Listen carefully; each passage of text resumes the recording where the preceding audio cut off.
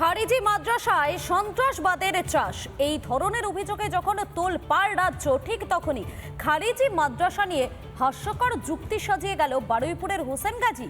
জঙ্গি যোগ সন্দেহে ধৃতরা নাকি জঙ্গিই নয়, কেন্দ্রীয় তদন্তকারী সংস্থাকেও কাঠগড়ায় দাঁড় করাতে ছাড়ল না হোসেন। মুর্শিদাবাদ থেকে যে কটা মাদ্রাসার কথা বলেছে, খুব দায়িত্ব নিয়ে বলছি, এগুলো সম্পূর্ণ মিথ্যা, ভুয়া। কোনো মাদ্রাসায় জঙ্গি ট্রেনিং দেওয়া হয় না। শুনলেন তো, খারিজি মাদ্রাসাকে সঠিক প্রমাণ করতে হোসেন গাজীর নিশানায় তার নিজেরই দেশ। 2014 খাগড়াগড় থেকে 2024 হরিহরপাড়া, 10 বছরের ব্যবধান, কিন্তু মিল একটাই, খারিজি মাদ্রাসা। বিভিন্ন সময় নাশকতার সঙ্গে জড়িয়েছে খারিজি মাদ্রাসার নাম। বারুইপুরের হারদাহ গ্রামে রোহিঙ্গাদের আশ্রয়দাতা হোসেন গাজীর তেমনই একটি মাদ্রাসায় পড়তো রোহিঙ্গা শিশুরা।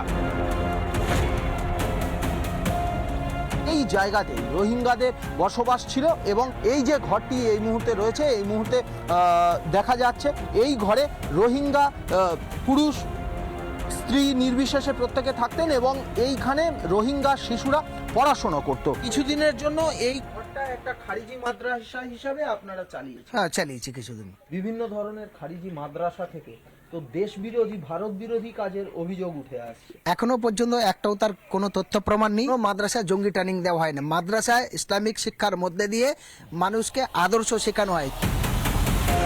খারিজি মাদ্রাসার বারবারন্তে প্রশাসনের রাশ টানার প্রয়োজন আছে কিনা এই নিয়ে যখন বিতর্ক, তখন লাগাতার খারিজি মাদ্রাসার পক্ষে অবাস্তব যুক্তি হোসেন গাজীর। এ পর্যন্ত যে কটা খারিজি মাদ্রাসায় জঙ্গি প্রশিক্ষণ বলে যা এসেছে, সেগুলো আনলিগালি, অবৈধভাবে তারা রাজনৈতিক স্বার্থের জন্য এই কথাটা বলেছে। মুর্শিদাবাদ থেকে যে কটা মাদ্রাসার কথা বলেছে, খুব দায়িত্ব নিয়ে বলছি, এগুলো সম্পূর্ণ মিথ্যা, ভুয়া। হোসেন গাজীর মতে মনিরুল, আব্বাস আলী, সাদরাদিরা সোনার টুকরো, যত দোষ কেন্দ্রীয় তদন্তকারীদেরই। এটাও প্রমাণ দিতে পারলে আমি নিজে থেকেই 10 বছরের সাজা নেব। এনআইএর মিথ্যা কথার জন্য হয়েছে, এনআইএর অনেক রকম ভুলের জন্য এই ঘটনাগুলো ঘটেছে। নতুন করে যে আফজাল্লা কি নাম যেন ধরেছে, তার কাছে এখন পর্যন্ত যা খবর পেলাম সেটাও সঠিক না। মুসলমান এলাকা বা মুসলিম বলে এটা পরিকল্পিতভাবে মুসলমানদের ফাঁসিয়ে রাজনৈতিক হাতিয়ার করে এনআইকে ব্যবহার করে বিজেপি টিকে থাকতে থাকছে ভারতবর্ষে। খারিজি মাদ্রাসা থেকে রাজ্যে একের পর এক জঙ্গি যোগ, সবটাই কি মিথ্যে? সবটাই স্রেফ চক্রান্ত?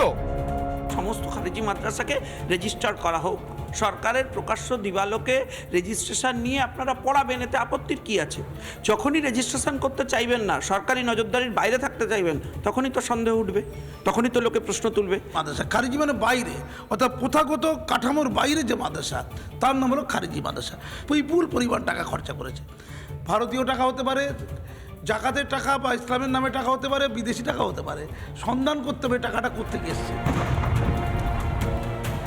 সন্ত্রাসের আগুন ধর্ম, জাতি, রাজনৈতিক দল দেখে কারো ঘর পোড়ায় না। আজ যারা ভোট ব্যাংক, কাল তারাই যদি হয়ে ওঠে দেশ টুকরো করার কারিগর।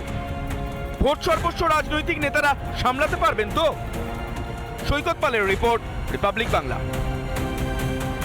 নানা ধরনের কন্টেন্ট দেখার জন্য লাইক করুন, শেয়ার করুন আমাদের ফেসবুক পেজ, সাবস্ক্রাইব করুন আমাদের ইউটিউব চ্যানেল।